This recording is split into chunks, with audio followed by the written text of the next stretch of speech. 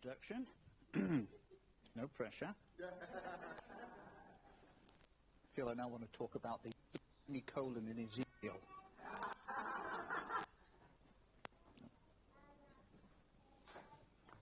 When we got this idea for this message, this is make the Lord's work your own, I thought initially, yeah, that's okay, but I've really kind of struggled with that initially.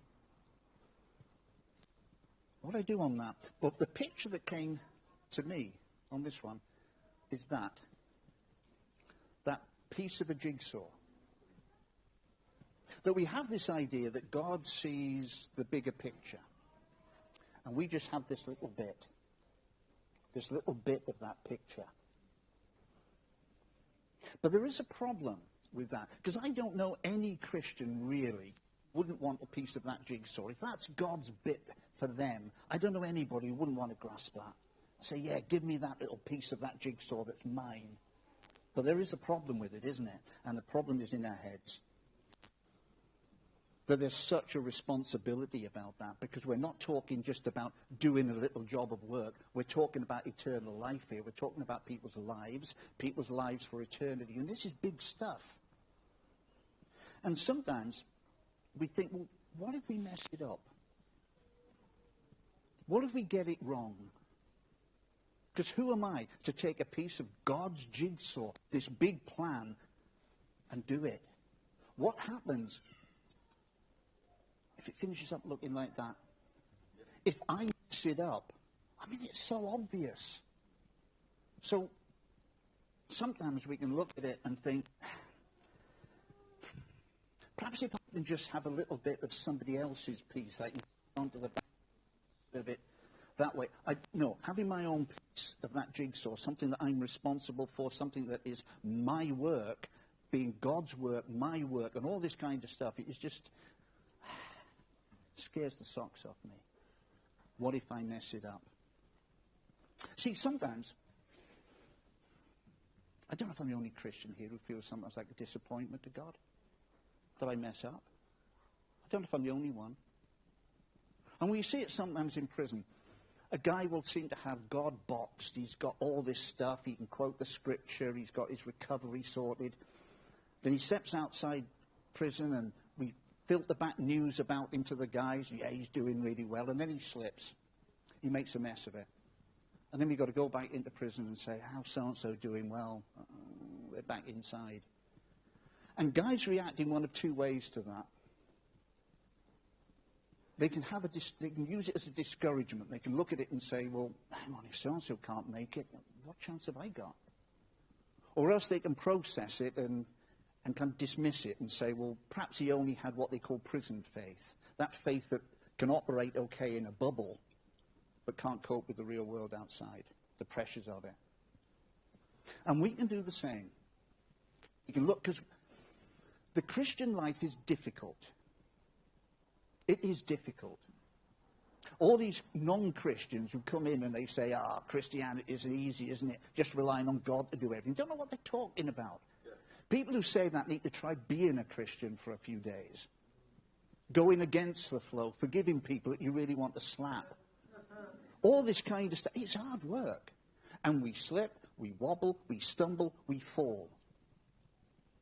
And we see it big time. It happens big time in the news. It's often on the papers, isn't it? Some sort of big American evangelist or some bishop caught in some sex or financial scandal. And we think, oh, wow, what's going on here? But more often, it's just this kind of feeling. I don't know if you get this, but I read these books about living the victorious Christian life. And they seem to make it sound so easy. 10 steps to living the victorious Christian life. And I can't do it. So, who am I to pick that up? Let it be picked up by the people who write these books, the people who can do all this stuff. Me, I don't know, I'm a disappointment. But what we need to understand this morning is God knows this. God knows that when we slip, when we stumble, when we wobble, when we fall, that standing behind us is a God who doesn't change. And before we write ourselves off, or before we step back and say, no, I'm not having a piece of that jigsaw, I'm not taking that bit of God's work in case I mess it up, that standing behind us is what I'm going to call here the God of restoration. The God who restores. The God who lifts us up. And if we can understand the God of restoration, he doesn't just lift us back onto our feet, but he can raise us when we get it to another level. And it's called how we grow. The good news is, of course, is the Bible, which teaches us this stuff, is full of disappointments. People who were disappointments. And I want to look at one of those. See, there are plenty of them in the Bible. Guys like Solomon who had it all, the wisdom, the wealth. And what happens? He blows it. He messes it up completely. But the guy who's on my mind here, the guy who I regard in many ways, like me, the biggest disappointment, is the disciple Peter. Disciple Peter. I mean, have you ever said to yourself, do you know, if I could see a miracle, if I could be involved in something miraculous, it's not that I doubt, Lord, but if I could, if I can just pray for somebody and they were completely healed, that would be brilliant. If I could just be part of a meeting where the fire of God fell, it wouldn't make me prideful, Lord. I wouldn't go banging it all over Facebook and saying, hey, look at me. Honest. But I would just like to feel that. I hear all these meetings where, you missed it, and the fire of God fell. You could feel the power of God. And I miss it all. I just want to be there when it's happening. And I don't know. Consider Peter then, if we think that's going to make the difference. See, Peter was one of Jesus' inner three, wasn't he? Peter, James, and John. He walked with Jesus for 3 years. Solidly, day in, day out. And miracles, well, he saw shed loads of them. He saw blind people given their sight back. He saw people who had never walked pick up their mats and go legging it down the street. He saw lepers cleansed by tens. And he saw a dead man walk out of the tomb. He saw Lazarus walk out, 4 days dead, body starting to decompose, and he comes walking out. That would do it for you, wouldn't it? Have a meal with this guy who'd just been dead. And that's only the tip of the iceberg, isn't it? Because the Bible says that sometimes Jesus healed everybody who came to him. So it was miracle after miracle after miracle. And not just things like healings. I mean, he was there. He was actually giving out the food to the 5,000. Wandering around with a basket full of bread and fish butties. Giving them out. And they kept on going. Now, how would you feel when you come back from that sort of ministry? Wow. He was there in the boat when the storm blew up that frightened the socks off him. A big, rough, tough fisherman like Peter, and he was scared of this storm. He thought it was going to kill him. And he was there in the boat when Jesus stood up and just spoke to it and said, behave yourself. And the wind stopped, and the lake went like a mill pond. He was there. I mean, he saw Jesus walk on water. He even had to go at it himself. And okay, he began to sink, but have you ever thought about that? Have you ever walked on water and began to sink? Am I the only idiot here who's tried to walk on water? Taking a run at it at a swimming pool in Greece and seeing if you go fast enough just to get one little in the water and propel yourself half a step in? Am I the only one who's ever done that? It doesn't work. Your foot hits the water, down you go like a stone. But not Peter. Peter began to sink. Standing out there on the lake with the water rising up in your ankles and your knees before Jesus grabs you. I mean, he saw all this on a daily basis. And in case we think that, some really good Bible teaching or a book will do it, Peter spent 3 years with the greatest Bible teacher in history. The guy who wrote it, inspired it. He was there at the Sermon on the Mount. He heard every word of it. He was there when Jesus taught parables to the people and then sat down with Jesus that evening, with Jesus unpacking it all for him. He had the teaching day in, day out from the best. And as far as, just in case you think encouragement's going to do it, because it's nice when people come up and say, that was a good preach, you feel a bit good about it. But Peter had Jesus look him in the face when he had that revelation about who God was, who Jesus was. And he said, Peter, that's brilliant, that. You're a rock. I'm going to change your name from Simon, which means pebble, to Peter, that means a rock. You are a rock, Peter, and on this rock I'll build my church. Now, I know the Catholics have taken that and made weird things out of it and made him the Pope and all this kind of nonsense, but imagine Jesus looking at you and saying, do you know that truth that came to you from heaven? That truth is that rock, and I'll build my church on that. I'll build my church on people like you. Well, you've got to feel good about that as well, aren't you? Yeah. Jesus saying it to you. And Peter got the whole package. No wonder he said stuff like this. I will lay down my life for you. Lord, I am ready to go with you to prison and to death. Even if all fall away, I will not. Even if I have to die with you, I will never disown you. No wonder he said that. And he meant it. It wasn't just a kind of prison faith or a church. He meant every word of it, just as we do when we put our hands in the air and we say, I surrender everything to you, Lord. We mean it. We're not kind of faking it. Oh, I hope we're not. We're not putting our hands in the air thinking, I'm get all this.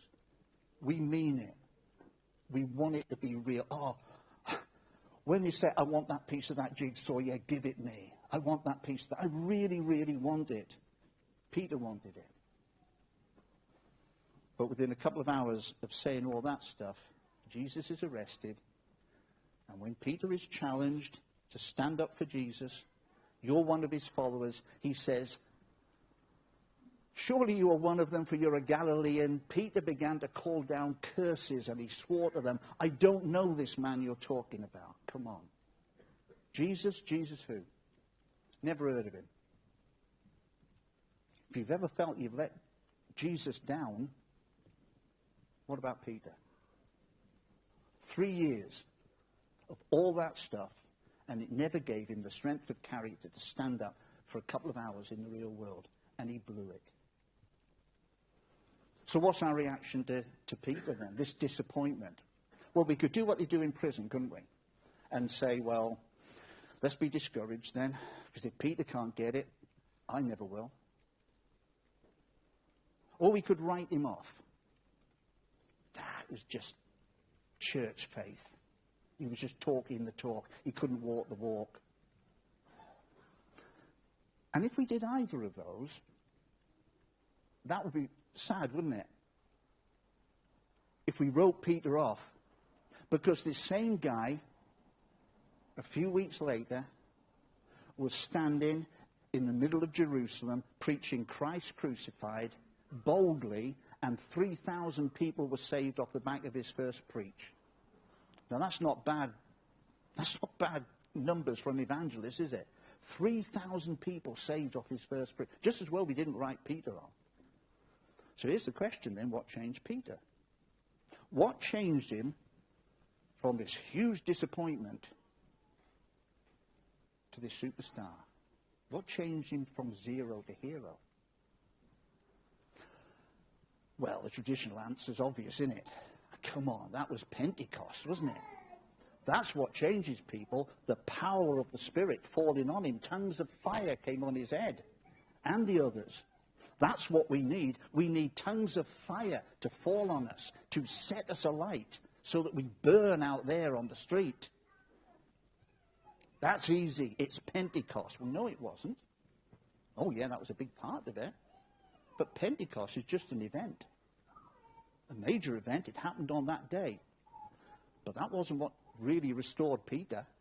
We do that too often. We wait for events to restore us.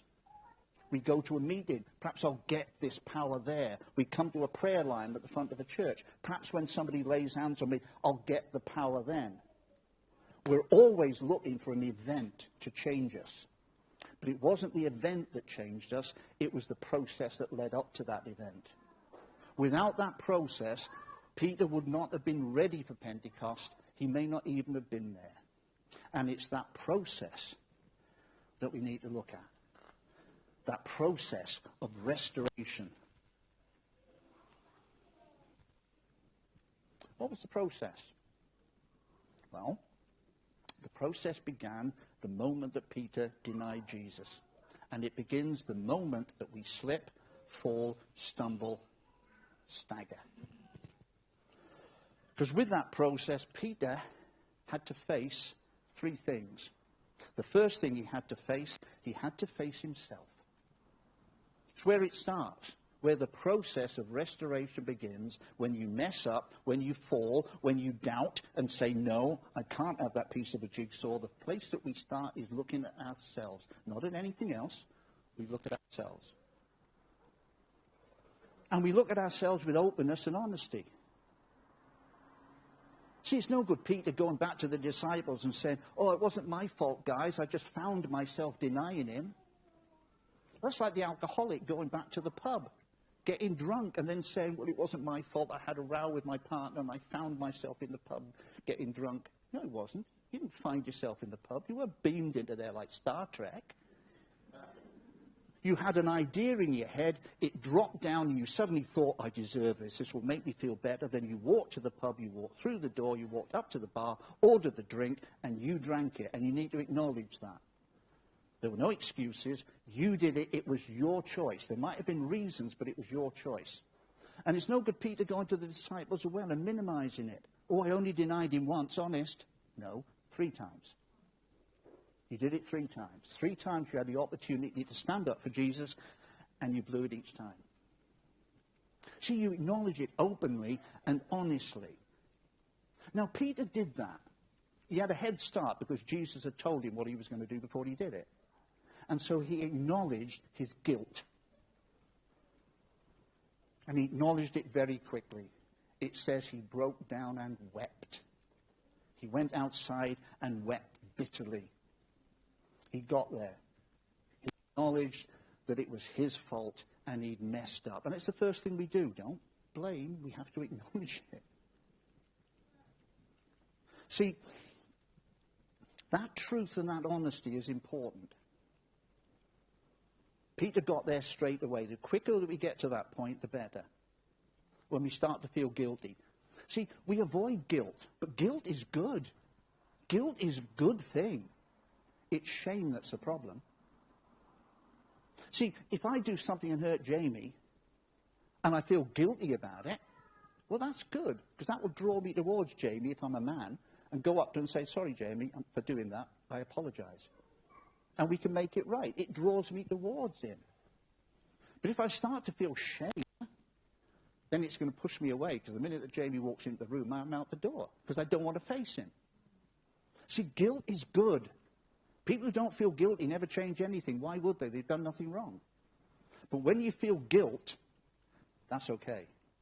Guilt tells you you've done something wrong. Shame tells you that you're wrong. Guilt tells you you've done a bad thing.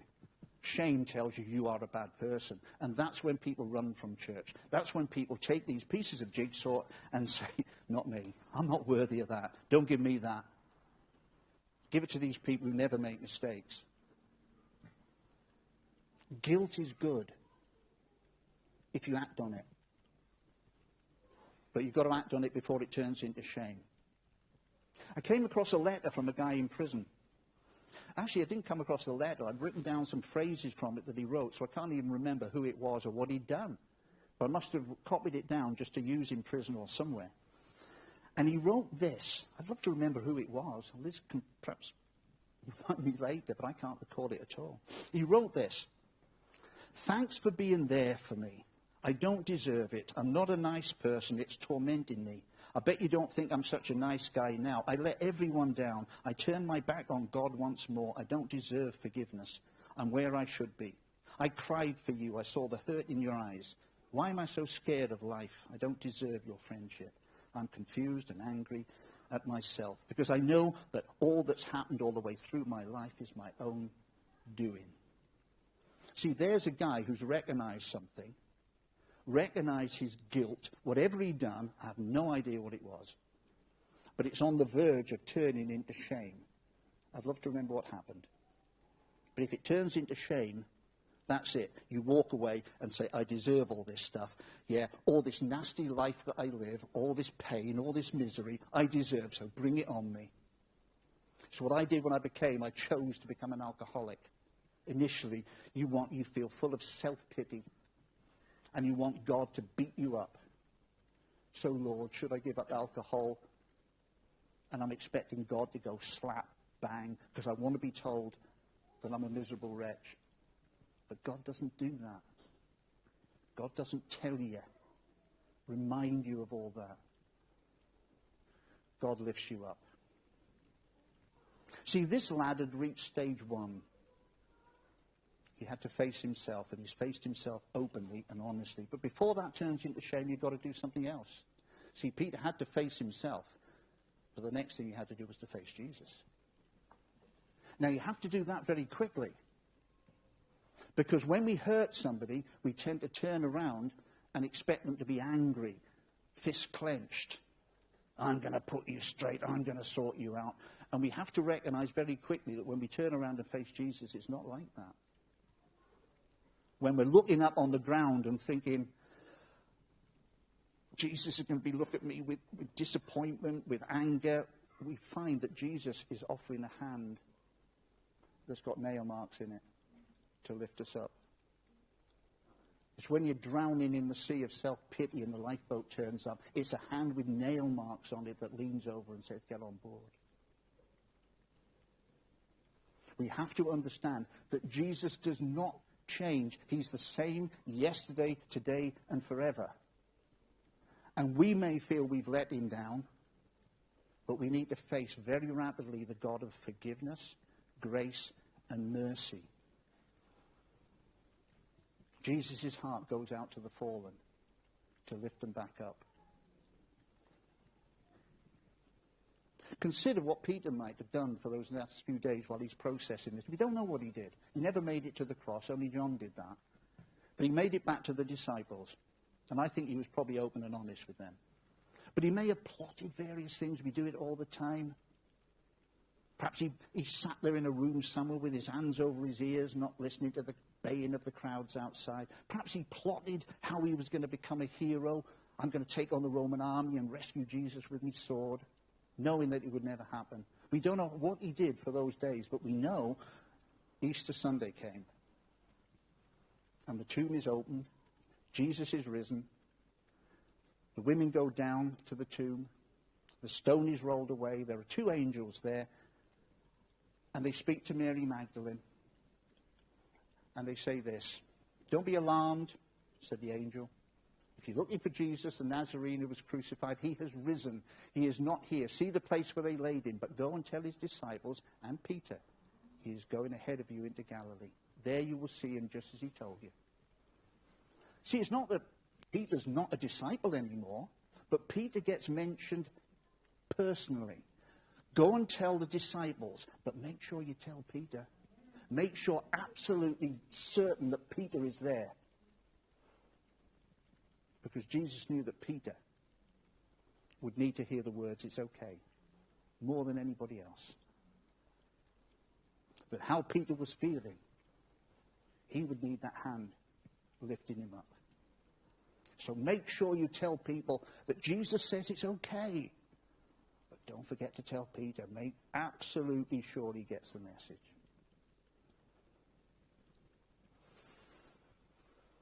So we've got to get there. We have to face ourselves, and we have to face Jesus and understand just who Jesus is.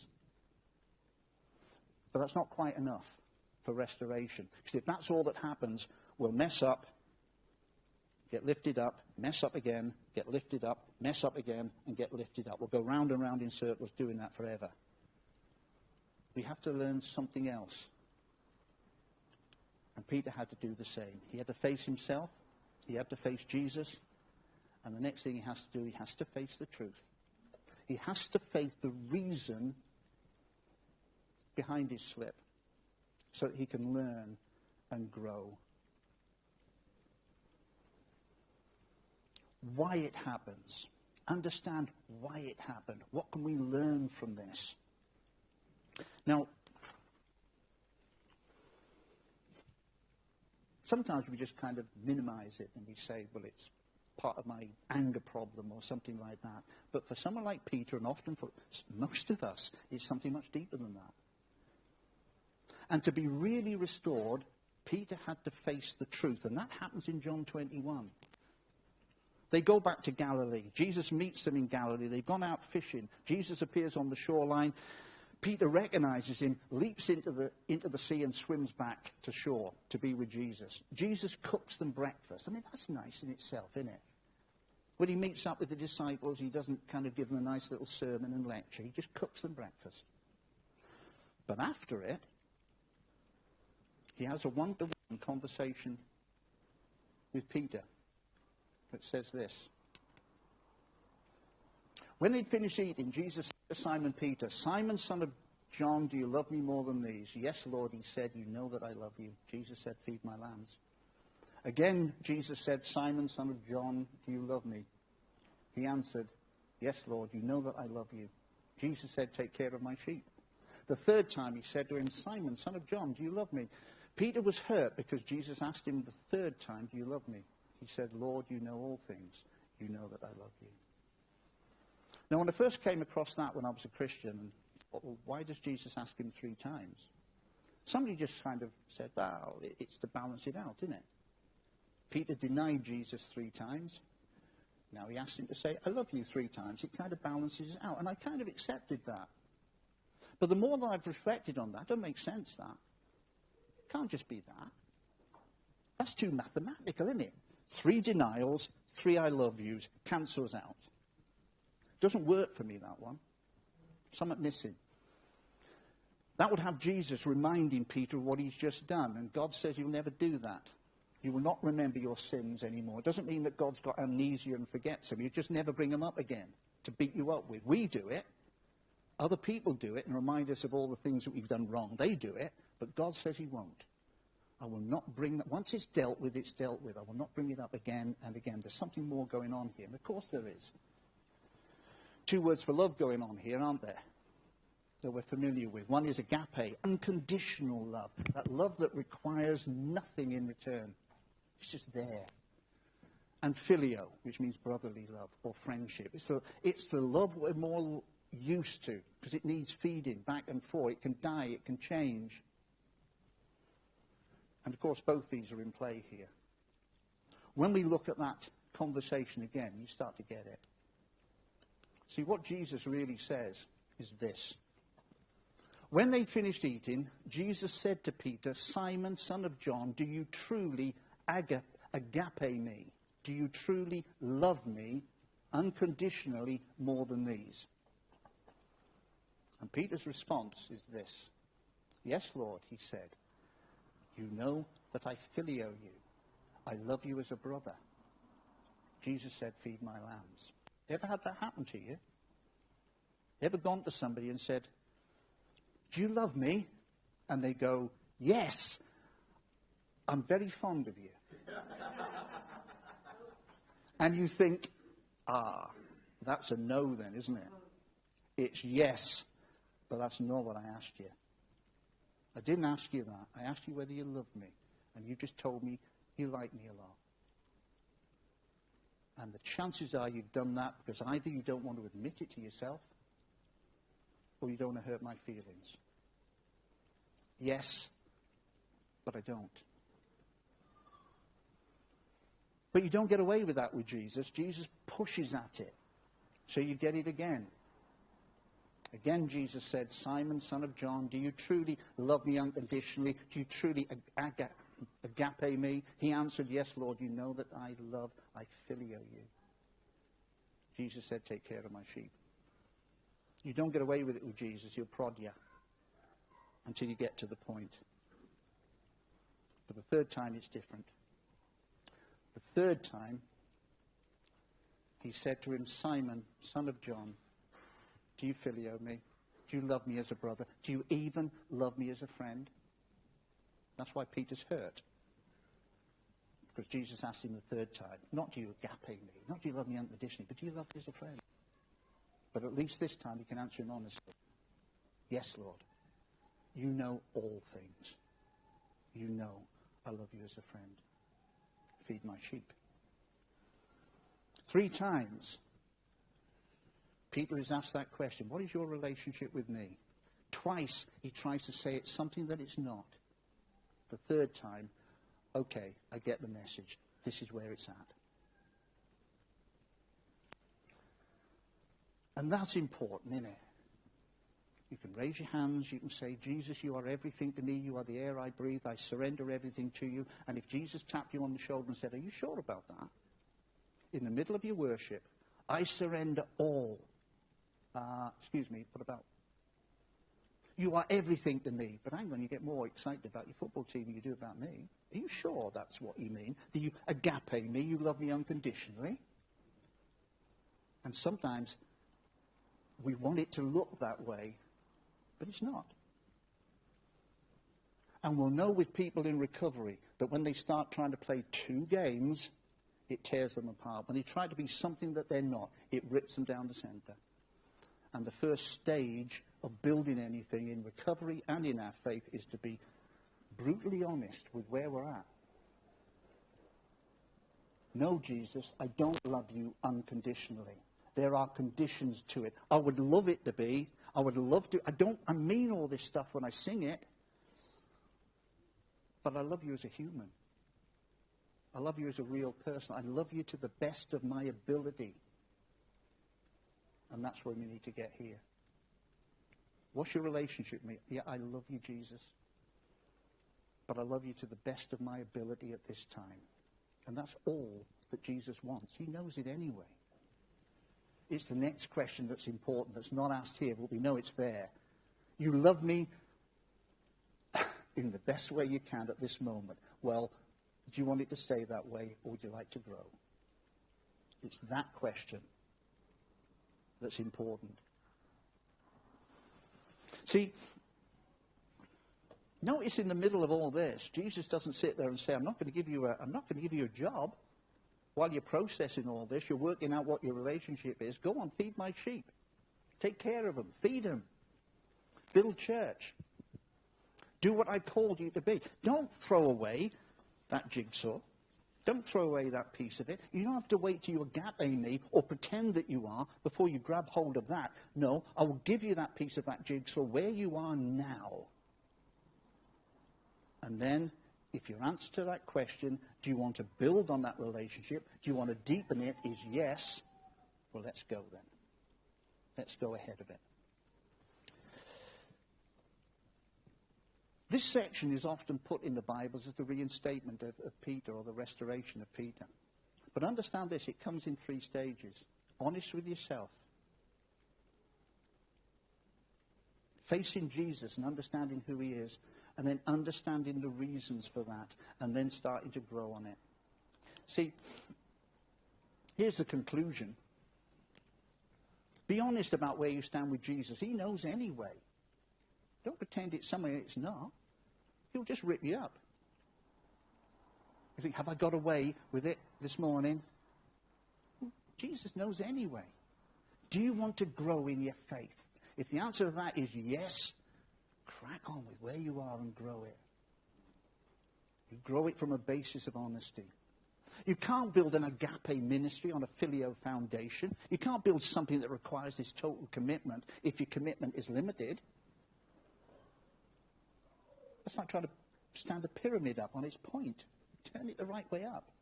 It won't topple if you do that. Where you're at is the important one.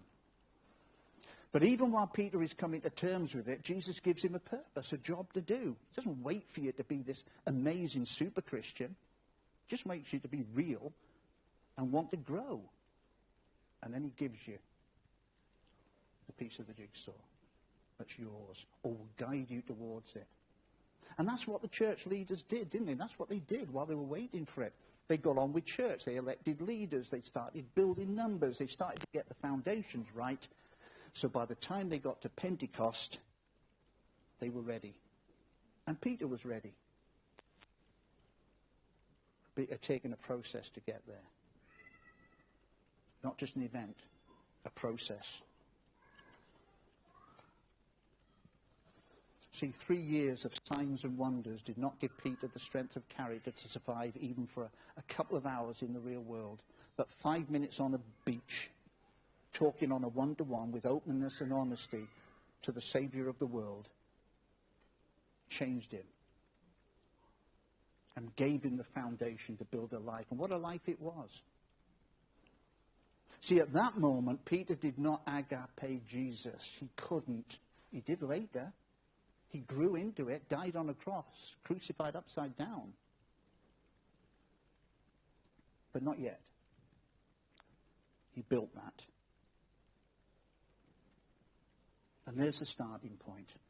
Not the signs and wonders, not the power, but the honesty. The honesty with the relationship that you've got. It's brilliant where you're at the moment. And it's even more brilliant if you want to grow. So what's our reaction to Peter? Do we do the prison thing and say, well, he's just a hypocrite, couldn't practice what he preached? No, that would be a mistake. That would be a mistake. No, he's a church leader. He's a mighty man of God. He was everything that Jesus said he was going to be. Is he a disappointment? Well, if Peter can't make it, I can't. No, he's an encouragement. Because we can all take exactly those same steps that Peter took. We start where we're at and now say, Jesus, grow me. Help me grow into it and build this piece. Then, come on, give me that piece of that jigsaw. Come on, bring it on. I'm not going to pretend that I'm a super Christian, and I'm not going to reject it either. I'm going to build on it. And what did Peter become? Well, exactly what Jesus said he would. A rock. And the church was built on rocks. Do you want to be a rock? Do you want to build into a rock? Well, there you are. Who wants a piece of the jigsaw? Who really wants a piece of that jigsaw? Daniel's got his hand up there. Got a piece of the jigsaw, Daniel. Go on, Melody, you're nearer. Have a piece of the jigsaw. And that's it. You want to be a rock. Do you want a piece of that jigsaw? Be honest, open, and grow. God bless you. Thank you, folks.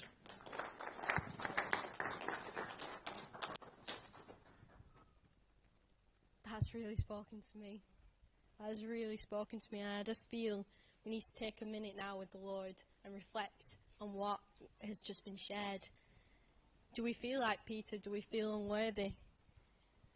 Do we feel like we don't deserve our jigsaw piece?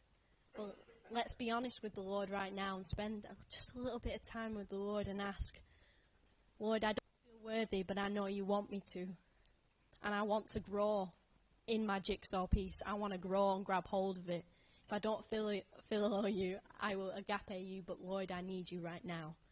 So let's just spend some time and be open and honest, because Jesus knows our hearts. He knows where we are.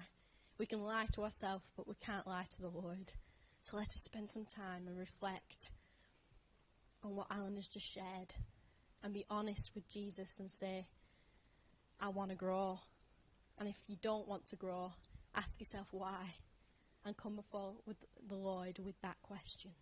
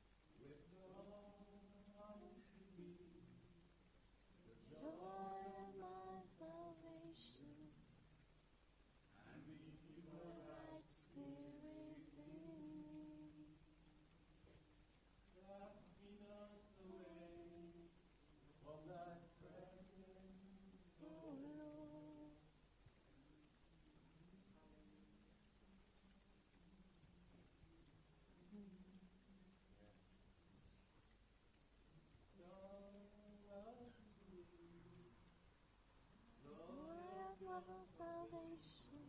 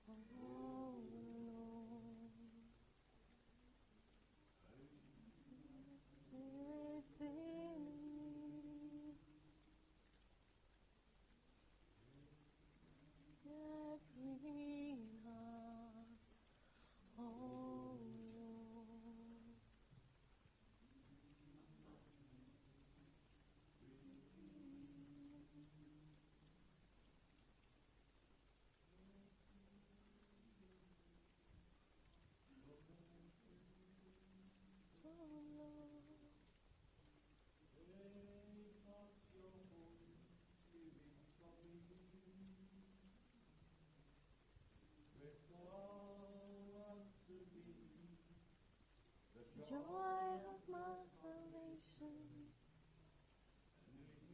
right spirit in me.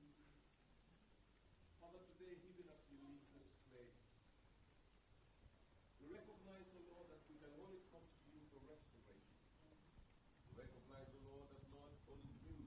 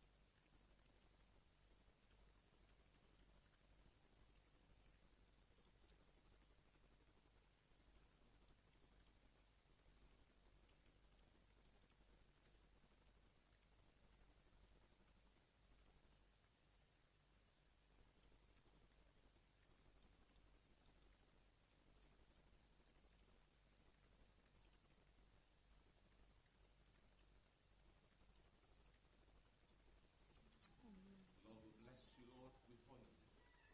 Restore all of us, O God, in this place. The things that need to come back in our lives, the spirit that need to energize us, the spirit that need to come and build us up, Almighty God. You said in your word that the same spirit, if that spirit that raised Christ from the dead, that spirit is in us, it will quicken our mortal body.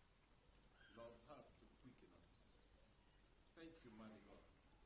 Such a wonderful atmosphere. Since we started, oh God, the service right to the end. Yeah. Father, Lord, we know that you are doing something great in this church.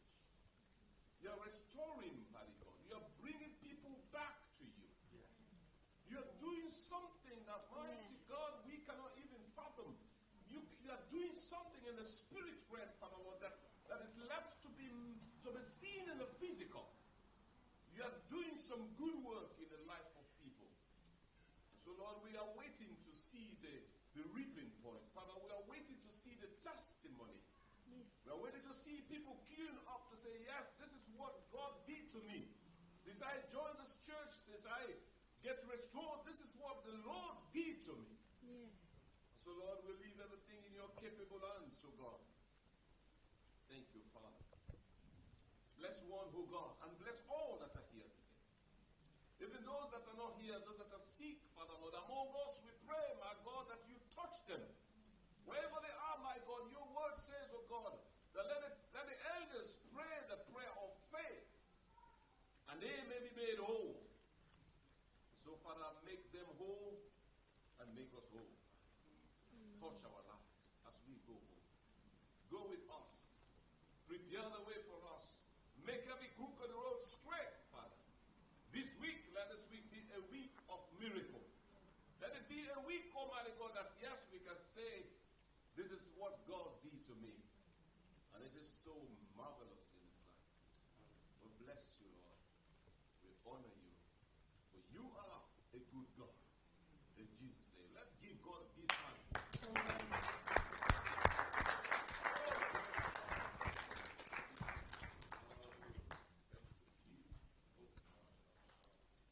just before we end, we're going to have our notices and hear what next week will bring.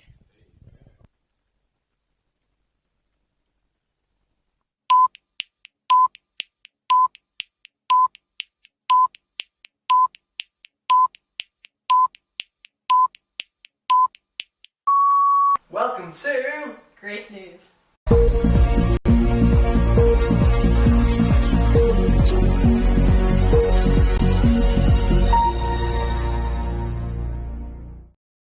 On Sunday the 21st of July, We'll be joined by Sasha and Sarah Bitikic. from Light of the Gospel Ministries in Serbia, Come and hear and be inspired with what they want to come and share. and hear what the Lord is doing in Serbia. From the 5th to the 9th is Holiday Club Prep Week. We are looking for lots of volunteers to help us come and set up the holiday club. If you're interested, the sign-up sheet is at the back. On the 12th to the 16th of August, from 10 till 12, every day, we have the Holiday Club Week, and we have more than 50 children signed up already and another 400 invites. So we need as many as volunteers as possible to help keep the ratios healthy so we can preach the gospel to as many children as we can. If you're interested, please sign up at the back, put your name down and come join us for some fun and sowing the seed. Are you interested in being a Nazarite? Taking a year out for the Lord? Growing in the Lord, getting to know who He is, getting to know what the Word says, getting to know the details and the intimate details that the Lord shares. This is a year that will change your life. It's changed mine considerably. So if you're interested, come and speak to me. It isn't just about cleaning the church, it isn't just about doing the notices. It's about finding who the Lord is in your life, making Him beloved, and having that time that maybe you won't be able to have any other time to share it with the Lord. I promise you'll walk away showing things, knowing things that you didn't know. You'll definitely be out your comfort zone, but gosh, the Lord will use you. So come and join and be a Nazarite. This is what's happening This week at Grace.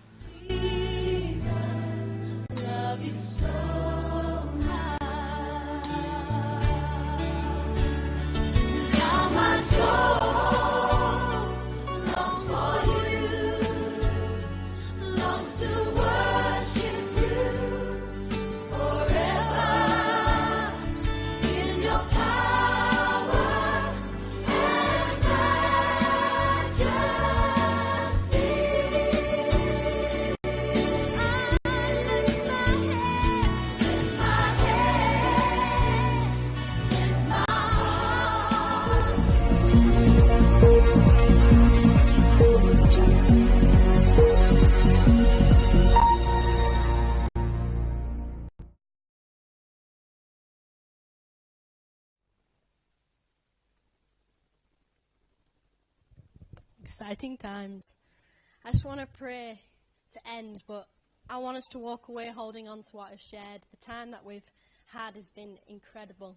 What the Lord has shared in this meeting. Let's not walk away like it's just an ordinary Sunday. Let's walk away knowing the Lord has spoke to us personally, and that time, the prayers that we've prayed are true. And let us share, go to the back and share what this year of reaping will be for one another.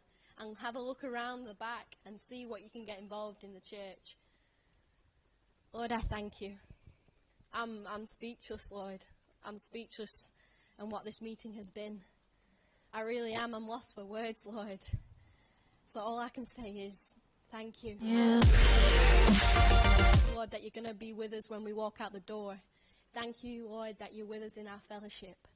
And thank you, Lord, that you know us so well. You know, Lord, where we are. We may lie to ourselves. We may feel like we're getting away with it in our own minds. But, Lord, you know us so intimately.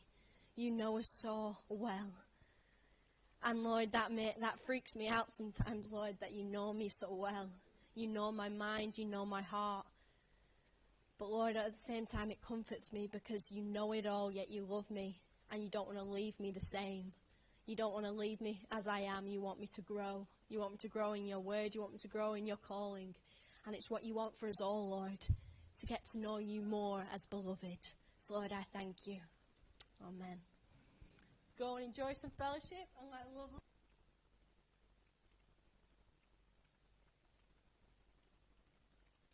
Yeah.